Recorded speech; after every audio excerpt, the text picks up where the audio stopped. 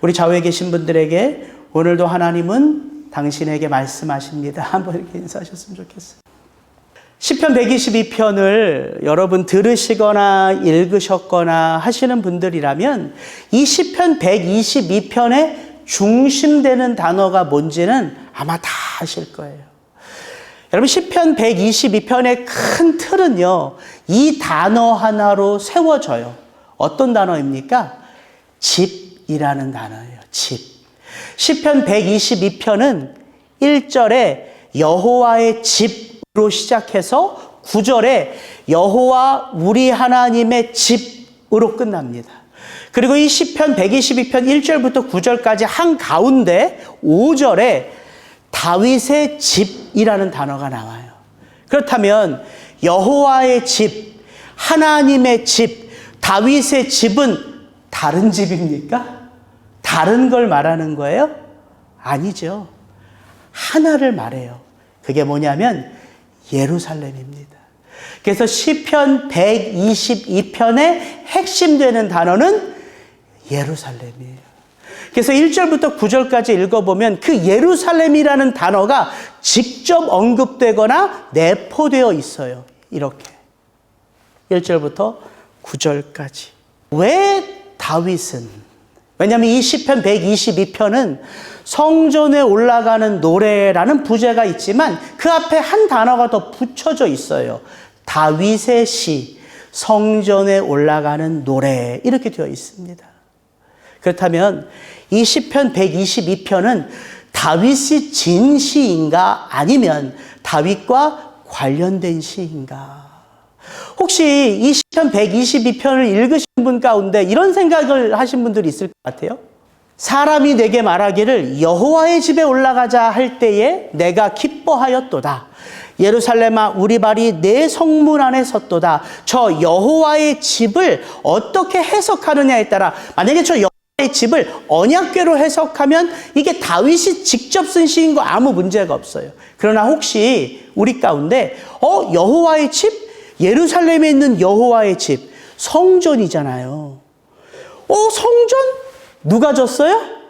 다윗의 아들 솔로몬의 때에 지어졌는데 이게 어떻게 다윗의 시지? 혹시 이런 궁금함을 가지신 분들이 있을까 싶어요. 여러분, 다윗은요, 이 예루살렘과는 뗄래야 뗄 수 없는 사람이에요. 다윗이 어떤 사람입니까?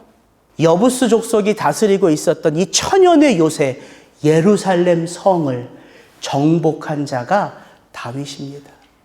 다윗이 그 예루살렘을 정복하고 다윗은 이미 헤브론에서 유다의 왕이었어요. 그런 다윗이 7년 동안 헤브론에서 유다를 다스리다가 통일 왕국의 왕이 되죠. 그리고 그가 이 여부스 족속이 다스리던 예루살렘을 정복하고 온 통일 왕국의 수도를 어디로 정했다? 예루살렘으로 정한 자가 다윗입니다. 모세 이후에 사사시대 이후에 하나님의 언약궤는요 광야에 그냥 방치되다시피 했어요. 그 언약궤를 다윗성 예루살렘으로 모셔온 자가 다윗입니다. 그리고 그 언약궤 하나님이 거하실 집을 지어드리겠다 마음먹은 자도 다윗이에요. 다윗은 예루살렘과 뗄래야 뗄 수 없는 자지요. 그래서 이게 다윗이 지었든 다윗과 관련된 시든 아무것도 중요하지 않아요. 이 122편을 통해서 우리는 하나님이 어떻게 우리에게 말씀하시는가 거기에 깊이 빠져들 수 있는 것이죠. 여러분, 우리가 다윗 하면 뭐가 떠오릅니까? 여러분, 뭐가 떠올라요? 다윗 그러면 여러 가지가 떠오를 수 있죠. 근데 저는 다윗 그러면 시편이 떠올라요. 시편 150편 중에 다윗이 73편을 기록합니다. 우리 잘 알죠? 다윗이 전투에 능한 용맹한 장수요. 다윗이 하나님의 백성들을 진정 하나님의 공평과 정의로 다스렸던 선한 왕의 기준인 것을 알아요. 그러나 다윗은 자신의 삶에서 일어나는 그 모든 일들을 하나하나의 시편에 담아 누구에게 노래한 자라고요? 하나님께 노래했던 자라고요. 그래서 성경은 우리에게 다윗을 이렇게 소개하죠. 여러분 너무 잘 아는 말씀. 내가 이새의 아들 다윗을 만나니 내 마음에 합한 사람이라 내 뜻을 다 이루게 하리라 하시더니. 왜 다윗이 하나님 마음에 합한 자라 성경은 우리에게 소개해 줄까요? 목사님 뻔하지 않아요? 하나님이 다윗을 끔찍이 사랑하시니까 하나님 마음에 합한 자지요. 예, 맞습니다. 그럼 물을게요. 그 하나님은 여러분을 끔찍이 사랑 안 하십니까? 하나님 나는 대충 사랑하세요. 아무도 손 안 들잖아요. 하나님이 우리 모두를 정말 끔찍이 사랑하세요. 그래서 저는 이 말씀을 다시 보게 되더라고요. 하나님 마음에 합한 다윗? 합하다. 여기에 키가 있더라고요. 마음과 마음이 합하다. 이 말은요.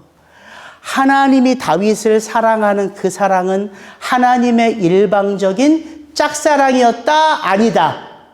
아니다. 마음과 마음이 이어진 사랑이고 마음과 마음이 이어진 관계라는 거예요. 그래서 우리는 다윗 하나님 마음에 합한 자 이렇게 생각하기 쉬운데 그 말씀의 핵심은 그 뒤에 있어요. 이렇게 내가 이새의 아들 다윗을 만나니 내 마음에 합한 사람이라. 왜냐? 그때 비로소 내 뜻이 내 계획이 내 마음이 그를 통하여 이 땅에 성취되기 때문이에요. 다윗 내 마음에 합한 자야. 이 말은 다윗을 우리에게 소개해 주기 위한 말이 아니라 오늘 우리가 살아가는 이 땅에서도 누가 하나님의 뜻을 이루어 간다고요? 하나님의 사랑을 내가 깨닫고 그 하나님을 내가 전심으로 사랑하는 자, 하나님의 마음과 나의 마음이 하나 된 자, 그런 사람들을 통하여 하나님의 뜻은 이 땅에 드러나는 거예요. 제가 이번 주에 사무엘하를 읽는데 이 대목을 읽었어요. 여러분 사무엘하 22장 23장은요 다윗의 인생의 마지막을 정리하는 장이에요. 그래서 사무엘하 22장에 보면 다윗이 쓴 시편도 기록되어져 있고 사무엘하 23장에 보면 다윗이 자기 자신을 이렇게 소개하는 대목이 나와요. 참 재밌더라고요. 이는 다윗의 마지막 말이라. 이새의 아들 다윗이 말하며 높이 세워진 자, 야곱의 하나님께로부터 기름 부음 받은 자, 이스라엘의 노래 잘하는 자가 말하노라. 여호와의 영이 나를 통하여 말씀하시며 그의 말씀이 내 혀에 있도다. 그러면서 사무엘하 23장의 다윗은요 그의 인생 가운데 함께 하신 하나님의 그 귀한 축복들을 쫙 써내려가요. 다윗이 자기 자신을 어떻게 소개하고 있다고요? 나는 하나님이 높여주신 자야. 나는 그 하나님이 기름 부은 자야. 이거 누가 다 하신 거예요? 하나님이 하신 거예요. 근데 다윗은 그렇게만 자기를 소개하지 않고요. 그래서 나는 그 영광스러운 하나님께 시를 지어서 노래하는 자야. 이렇게 자기를 소개한다고요.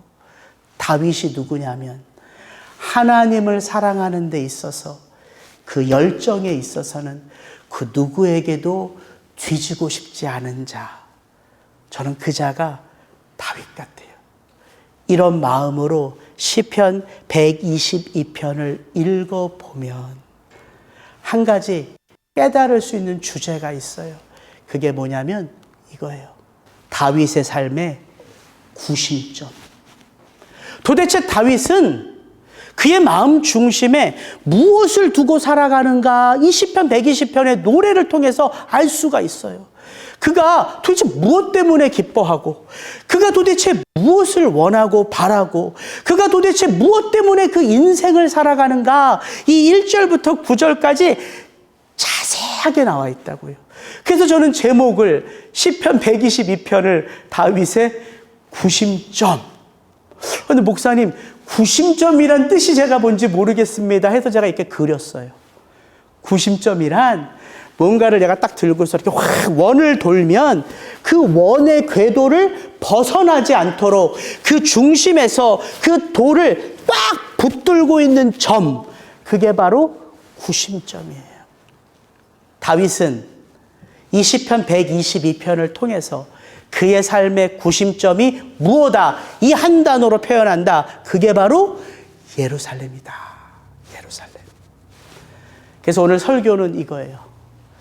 다윗의 삶의 구심점이 예루살렘이라면 과연 오늘 다윗같이 하나님의 성도로 살아가는 우리의 삶의 구심점은 무엇인가 하는 거죠. 우리 1절부터 3절 말씀 같이 한번 읽어보겠습니다. 1절부터 3절입니다. 시작.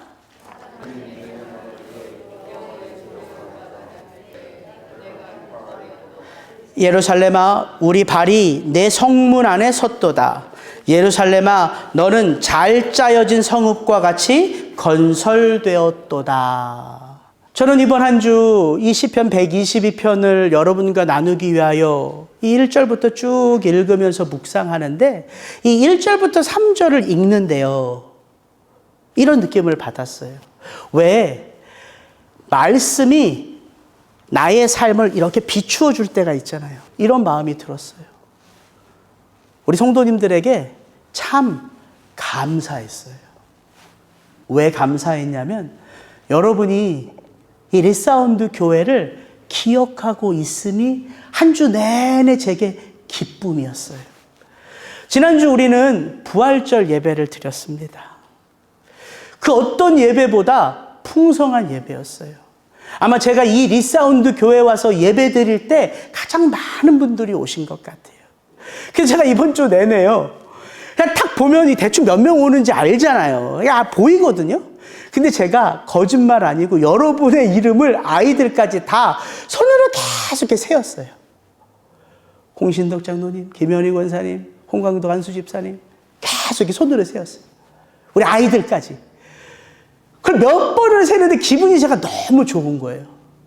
왜 좋았냐면 제가 지난주 예배를 드리는데 깜짝 놀랐어요. 몇 주 전에 우리 성도님 한 분하고 대화를 하는데 교회를 오고 싶어도 못 오시는 거예요. 근데 이분이 이렇게 얘기해요. 목사님, 제가 부활절만큼은 꼭 예배에 참석하고자 우리 보스한테 메일을 띄워놨습니다. 그래서 제가 지나가는 소리로 집사님 정말요? 잘하셨네요. 제가 꼭 기도하겠습니다. 기도는 했어요. 근데 그 결과에 대해서는 아무 생각도 없었어요. 그분이 앉아 계세요. 평상시에는 못 보던 우리 성도님들의 손주, 손녀들, 평상시에는 못 보는 사위, 며느리, 딸, 아들. 그리고 저기 뒤에 있는 우리 민혜리 성도님이 그날, 지난주 저한테 이렇게 말씀하시네요. 목사님, 덕이복이 데리고 오느라고 아침 6시부터 일어나서 목욕시키고 옷 입히고 왔어요. 제가 마음이 짠해졌어요. 우리 성도님들의 딸과 사위는요, 다른 교회에서 예배를 드리거든요. 근데 여기 와 앉아 계시더라고요. 제가 밥 먹으면서 이렇게 말씀드렸어요. 예배 2번 드리시는 거죠? 고개를 이렇게 끄덕이시더라고요. 어머니, 아버님의 부탁으로 나오신 거예요. 아이들 발표하기 위해서 준비시킨 우리 집사님부터 시작해서 정말 제가 손가락으로 세는데 한 분 한 분들에게 감사가 느껴지더라고요. 이유는 다른 게 아니에요. 이번 주 내내 제 마음속에 예루살렘은 다른 게 아니었어요. 하나님의 몸된 교회였어요. 교회. 여러분들이 그렇지 않았겠습니까? 사위에게, 며느리에게, 아들에게, 딸에게 우리 이번 주는 부활절인데 함께 교회 가자꾸나. 여기 보세요. 사람이 내게 말하기를 여호와의 집에 올라가자 할 때에 내가 기뻐하였도다. 여러분, 그 기쁨으로 다윗의 발이 예루살렘 성 안에 섰습니다. 그리고 그 예루살렘 성을 다윗은 이렇게 노래해요. 예루살렘아, 너는 잘 짜여진 성읍과 같이 건설되었도다. 여러분, 다윗의 눈에 그 예루살렘 성의 돌 하나하나가 견고하게 세워진 것을 본 것일까요? 그걸 노래한 것일까요? 예루살렘 성은 이렇게 튼튼해. 야, 예루살렘 성 튼튼하다. 다윗이 그걸 본 것일까요? 아니에요. 그래서 이 구약 성경을 헬라 말로 번역한 70인경 성경에서는요, 이 대목을 이렇게 번역하지 않아요. 예루살렘에 하나님을 대면하여 모여든 그 한 사람 한 사람들이 누구의 마음을 기쁘게 했다? 다윗의 마음을 기쁘게 했다. 여러분, 이게 교회예요. 저와 여러분이 그렇게 교회로 완성된 게 아니라 우리의 삶에 그 교회를 기억함으로 그렇게 지어져 가는 거예요. 우리가 이 말씀 너무 잘 알잖아요. 너희는 사도들과 선지자들의 터 위에 세우심을 입은 자라. 그리스도 예수께서 친히 모퉁이 돌이 되셨느니라. 그 안에서 건물마다 서로 연결하여 주 안에서 성전이 되어가고 너희도 성령 안에서 하나님이 거하실 처소가 되기 위하여 그리스도 예수 안에서 함께 지어져 가느니라. 리사운드 교회는요, 그렇게 지어져 가는 거예요. 누구를 통하여? 이 교회를 하나님의 전으로, 하나님의 몸된 전으로 기억하시는 바로 여러분들을 통해서. 그러니까 제 마음이 너무 기쁘더라고요. 여러분 기억하십시오. 우리의 삶의 중심, 바로 거기에 하나님의 거하실 교회가 있어요. 그게 이 땅을 살아가는 저와 여러분의 삶의 구심점입니다. 우리 4절부터 5절 같이 한번 읽습니다. 지파들, 곧 여호와의 지파들이 여호와의 이름에 감사하려고 이스라엘의 전례대로 그리로 올라가는도다. 거기에 심판의 보좌를 두셨으니 곧 다윗의 집의 보좌로다. 우리가 왜 교회라는 이름으로 이렇게 함께 모입니까? 도대체 무엇을 하기 위하여 우리 이렇게 모여요? 다른 것 없지요. 예배하기 위함입니다. 우리를 이 땅에서 하나님의 몸으로, 하나님의 손으로 발로 이 땅에 하나님의 뜻을 세우는 자로 그렇게 우리를 불러주시고 살게 해주신 그 하나님께 우리는 다시 모여 예배하는 자예요. 우리의 예배의 가장 중요한 본질이 뭐라고 다윗은 말합니까? 이렇게 말해요. 지파들, 곧 여호와의 지파들, 오늘날로 말하면 하나님의 백성들, 그 하나님의 백성들이 전례대로 다 같이 모여서 무엇을 한다고요? 여호와의 이름에 감사하려고 그 예루살렘 성전을 향하여 모여들었다고요. 하나님 앞에 내 뜻을 구하기 위하여 모였다? 아니요. 그게 먼저가 아니라고요. 하나님 앞에 내가 지금 이렇게 어렵게 삽니다. 보고하기 위하여 모였다? 그게 먼저가 아니라고요. 먼저는 무엇이라고요? 나를 이 땅에 하나님의 백성으로 살게 하신 그 하나님 앞에 감사하려고. 여러분, 이게 예배의 첫 번째 본질이에요. 왜? 나는 이미 구원받은 자이기 때문이에요. 내가 지금 어떤 삶의 형편 속에 있고 내가 지금 어떤 어려움 속에 있든지 간에 우리는 어떤 사람이냐면요, 끝이 결정된 자예요. 우리의 끝이 어디에 있어요? 예, 하나님과 함께 저 영원한 도성에 있잖아요. 끝이 결정된 자로 이 땅을 살아가니까 우리의 입에서 터지는 첫 번째는 감사이죠. 감사. 이것이 우리 예배의 본질입니다. 그래서 여러분 예배 가운데 감사할 수 있어야 돼요. 할렐루야. 아멘. 이게 자주자주 고백될 수 있기를 주의 이름으로 축복합니다. 그렇게 감사하는 백성들에게 바로 그 예배의 자리에서 무엇이 선포된다고요? 오늘 이 자리에서 제가 여러분에게 무엇을 선포해요? 말씀이죠, 말씀. 그래서 5절입니다. 거기에 하나님 무엇을 두셨다고요? 심판의 보좌를 두셨으니 곧 다윗의 집의 보좌로다. 여러분, 우리가 마음대로 사는 것 같아요, 일주일간. 우리의 삶의 자리에서 우리가 이것도 해야 되고 저것도 해야 되고요. 이 스트레스도 받고 저 스트레스도 받아요. 가지 많은 나무에 바람 잘 날 없어요, 정말. 그런 우리의 복잡 다단한 삶을 하나님이 무엇으로 이렇게 틀을 짜주시냐면요. 그게 바로 예배예요, 예배. 그래서 우리가 마음대로 사는 것 같고 이것저것 휘둘려 사는 것 같고 이 스트레스 저 스트레스 속에 사는 것 같지만 우리는 누구 안에 있어요? 예배 안에 있어요. 왜? 우리의 삶이 예배거든요. 그 예배는 중심이 누구예요? 하나님이에요, 하나님. 그래서 우리가 감사로 그 하나님을 예배할 때에 하나님은 그렇게 감사로 예배하는 주의 백성들에게 무엇 하신다? 말씀하신다. 말씀하신다. 출애굽기 25장에 보면 하나님이 거하시는 성소, 더 정확하게 지성소의 언약궤, 그것을 하나님이 그 시내산에 올라온 모세에게 쫙 말씀하세요. 어떻게 지으라고. 그러면서 그 언약궤의 속죄소에서 무엇을 하나님이 하시는가, 이렇게 출애굽기 25장에 말씀하세요. 거기서 그 속죄소에서 내가 너와 만나고 속죄소 위, 곧 증거궤 위에 있는 두 그룹 사이에서 내가 이스라엘 자손을 위하여 내게 명령할 모든 일을 내게 이르리라. 왜 우리가 예배한다고요? 단지 하나님께 감사하기 위해서만이 아니라고요. 그렇게 하나님 앞에 감사하는 하나님의 백성들에게 하나님은 뭘 하신다고요? 다시 어떻게 살 수 있는지를 말씀하신다고요. 모세 한 사람에게 하시는 말씀이 아니라 그 모세를 통하여 이스라엘 모든 백성들, 곧 이 땅에 하나님의 성도로 살아가는 모든 백성들에게 말씀하신다는 거예요.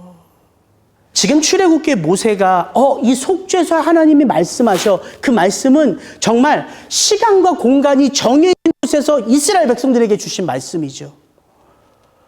성경은요, 지금 저와 여러분에게 주신 말씀이 아니죠. 그건 아시죠? 이건 인간의 언어로 주어졌잖아요. 그래서 구약은 히브리어로, 신약은 헬라어로 써진 거예요. 즉 이 말씀은요, 정확하게 어떤 시대 어떤 사람에게 주신 말씀이라고요. 그래서 이스라엘 백성들은 자부심을 느끼죠. 우리가 믿는 하나님이 우리 조상들에게 말씀하신 그 말씀을 내가 듣고 받고 살아가니까. 근데요, 생각해 보세요. 이스라엘 백성들이 그들의 조상들에게 말씀하신 그 말씀을 받아서 읽어요. 읽기만 합니까? 아니요. 그 말씀 속에 있는 하나님을 그들의 삶의 자리에서 체험해요. 이게 놀라운 신비죠. 그런데 그 말씀이 오늘 수천 년이 지난 이후에 누구에게 주어졌어요? 저와 여러분에게. 시간이 다르고 공간이 다르고 삶의 문화가 다르고 모든 것이 다 달라요. 그런데 주어졌어요. 더 신기한 건 뭐냐면 내가 이 말씀을 읽는데 이 말씀을 읽기만 하고 듣기만 하는 게 아니라 이 말씀 속에 거하시는 하나님을 나도 체험해요. 이게 은혜 아닙니까? 더 놀라운 건 내가 체험한 그 하나님이 그들이 체험한 하나님과 다른 하나님이에요? 같은 하나님이에요? 같은 하나님이에요. 너무 당연한 건데 오늘 아침 제가 눈을 뜨고 기도하면서 문득 그 생각을 하는데 나의 삶 속에 내 신앙 안에 그 어느 것 하나 신비하지 않은 게 없더라고요. 다 은혜예요. 그렇다면 왜 하나님이 예전에도 말씀하신 그 말씀으로 오늘 또다시 설교라는, 그래서 오늘을 살아가는 내가 붙들면 내게 능력되는 말씀을 왜 하실까요? 이걸 아는 게 중요하죠. 왜 하나님이 영원히 쇠하지 않은 그 말씀으로 우리의 예배 가운데, 우리의 삶 가운데 말씀하시고 도전하세요? 왜 그러세요, 하나님이? 저와 여러분 잘 되라고? 그것도 이유가 있겠지요. 그러나 성경은 어떻게 말하냐면요, 제가 늘 강조하는 말이에요. 하나님이 이 땅을 다스리시되 어떻게 다스린다고요? 공평과 정의로 다스리신다고요. 공평과 정의로 다스리세요. 근데 그 공평과 정의로 하나님이 직접 나타나서 다스리시는 게 아니라 하나님 마음에 합한 하나님의 자녀들을 통하여 그 공평과 다스림, 정의를 드러내신다고요. 그래서 창세기 18장 모든 복의 근원되는 아브라함 언약, 거기에 나와요. 아브라함은 강대한 나라가 되고 천하 만민은 그로 말미암아 복을 받게 될 것이 아니냐. 내가 그로 그 자식과 권속에게 명하여 여호와의 도를 지켜 어떻게 의와 공도를 행하게 하려고 공평과 정의를 이 땅 가운데 드러내기 위하여 아브라함과 그의 자손들을 하나하나 불러 행하게 했다. 이렇게 말하는 거예요. 오늘 다윗은 그가 예루살렘 성전으로 들어갔을 때 그의 눈에 비친 하나님의 언약궤, 그걸 봤어요. 그 언약궤는 뭐예요? 하나님이 말씀하시는 자리예요. 다윗은 하나님으로부터 왕으로 부름받은 자예요. 그래서 그가 자기 뜻대로 다스리고 자기 뜻대로 행동했다고요? 아니요. 하나님의 말씀 안에서 공평과 정의를 행했다고요. 사무엘하 8장 15절. 다윗이 온 이스라엘을 다스려 다윗이 모든 백성에게 정의와 공의를 행할세. 이게 무슨 말이냐면요. 다윗이 하나님을 드러냈다는 거예요. 근데 이 사무엘하 8장에 보면은 이 15절의 말씀을 하기까지 어떤 말이 반복되냐면 이 말이 반복돼요. 다윗이 어디로 가든지 여호와께서 이기게 하시느니라. 다윗이 탁월해서 하나님을 드러냈다고요? 아니요. 다윗이 전쟁의 싸움을 잘해서 어디 가는 곳마다 이겼다고요? 아니요. 하나님이 다윗을 통하여 드러나시기를 기뻐했다고요. 그게 아버지의 마음이에요. 그래서 하나님은요, 여러분의 삶을 통하여 드러나기를 기뻐하신다고요. 제가 말씀드렸잖아요. 이번 주 밥 먹으면서 잠깐 듣는 그 젊은 목사님의 설교 한 줄, 누구나 말할 수 있는 거잖아요. 여러분, 부활이란 그 부활하신 예수님을 마음에 소망하여 그분을 위하여 자기를 희생하고 섬기는 자에게 부활은 삶으로 나타납니다. 저도 할 수 있는 설교거든요, 그 설교. 근데 그분이 한 그 말씀이 제 마음에 감동으로 다가왔다고요. 그게 성령의 역사거든요. 하나님이 그렇게 하나님의 사람들을 통하여 드러나신다. 그래서 우리가 교회로 모이는 이유는 그 하나님을 예배하기 위하여. 왜? 내가 구원받은 하나님의 백성이기에. 내게 하나님이 이 땅에서 어떻게 살아야 할 것을 말씀하시기 때문에. 그게 우리의 삶의 거점이에요. 우리의 마음 중심에 교회라는 단어가 있고 또한 우리 마음 중심에 예배라는 단어가 있단 말이죠. 우리 6절부터 9절 읽습니다. 시작. 예루살렘을 위하여 평안을 구하라. 예루살렘을 사랑하는 자는 형통하리로다. 내 성 안에는 평안이 있고 내 궁중에는 형통함이 있을지어다. 내가 내 형제와 친구를 위하여 이제 말하리니 내 가운데 평안이 있을지어다. 여호와 우리 하나님의 집을 위하여 내가 너를 위하여 복을 구하리로다. 여러분, 우리는 교회로 모여 예배합니다. 그게 끝인가요? 아니요. 우리는 이 땅에 다시 교회로 흩어집니다. 흩어져요. 왜요? 이 땅을 축복하기 위해서예요. 제가 다윗, 하나님, 그 다윗과 하나님 사이에 있는 이 예루살렘, 이걸 생각하면서 이 예루살렘의 의미가요, 하나님의 통치와 다스림, 임재를 상징하는 게 예루살렘이죠. 그 예루살렘에서 다윗은 하나님의 통치와 다스림을 세상 가운데 전해야 할 왕으로 부름을 받아요. 또한 예루살렘은요, 하나님의 백성들을 상징합니다. 그게 예루살렘이에요. 그러니까 예루살렘이라는 단어 속에는 다양한 의미들이 있어요. 하나님의 통치와 임재, 하나님의 통치와 임재를 이 땅 가운데 선포할 하나님이 세우신 왕 뿐만 아니라 바로 그 예루살렘은 그 하나님의 하나님 되심을 삶에서 체험해야 할 하나님의 백성들. 이사야서에 보면요, 이렇게 되어 있어요. 이건 제가 길지만 제가 읽어드릴게요. 아모스의 아들 이사야가 받은 바 유다와 예루살렘에 관한 말씀이라.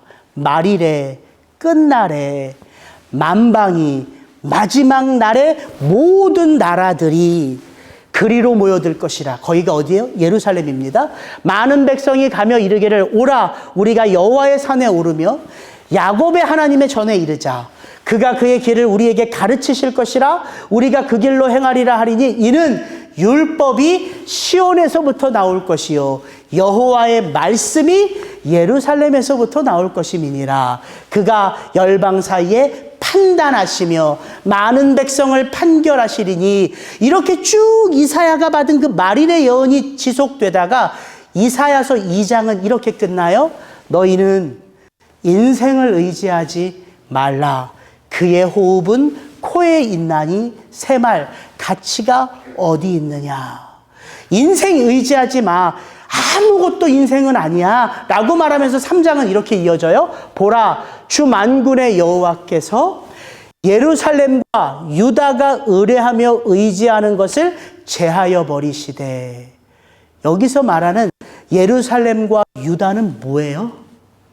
하나님의 백성들이에요. 이게 예루살렘의 의미란 말입니다. 예루살렘은 하나님의 통치요, 예루살렘은 다윗의 보좌요, 예루살렘은 하나님의 백성이라. 이런 말이에요.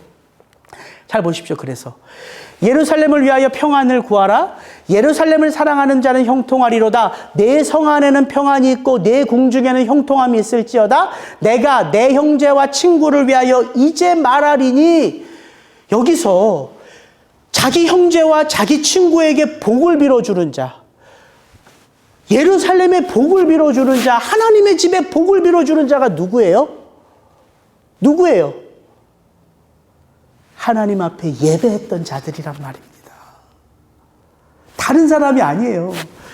함께 올라가자. 기쁨으로 그 발이 예루살렘 성전에 닿고 그 성전에서 하나님께 감사의 찬양을 올려드릴 때 하나님의 말씀이 선포되고 그 말씀이 선포될 때에 그들은 그 말씀 안에서 하나님을 배웠고 어디로 나가요? 삶의 자리로 흩어져 나아가요.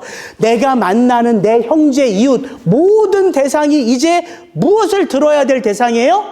그 영광의 하나님의 복음을 들어야 될 대상. 이게 예루살렘이란 말이에요. 그래서 저와 여러분들이 잘해야 되는 것은 모이는 걸 잘해야 되고요. 그 다음에 뭘 잘해야 돼요? 흩어지는 것을 잘해야 돼요. 여러분 시간으로 한번 보세요.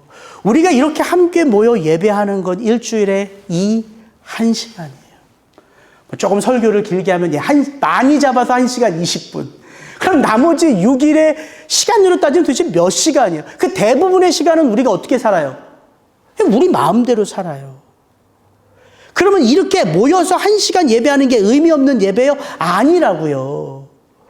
이 1시간을 제외한 모든 시간은 무엇의 지배를 받는 시간이에요? 이 1시간의 지배를 받는 시간이라고요. 왜?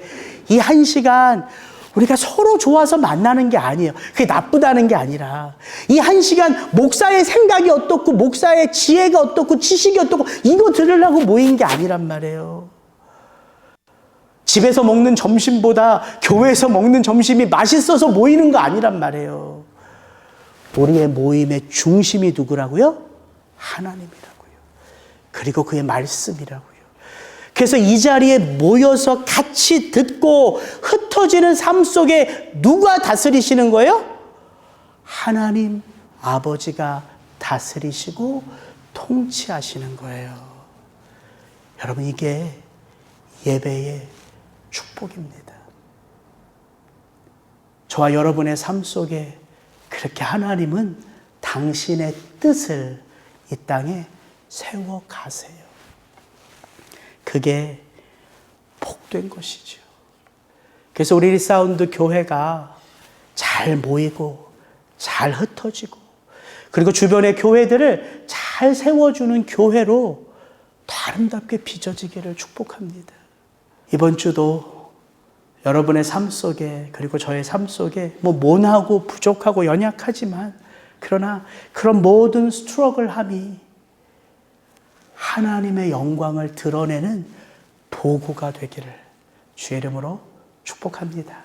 같이 기도하겠습니다.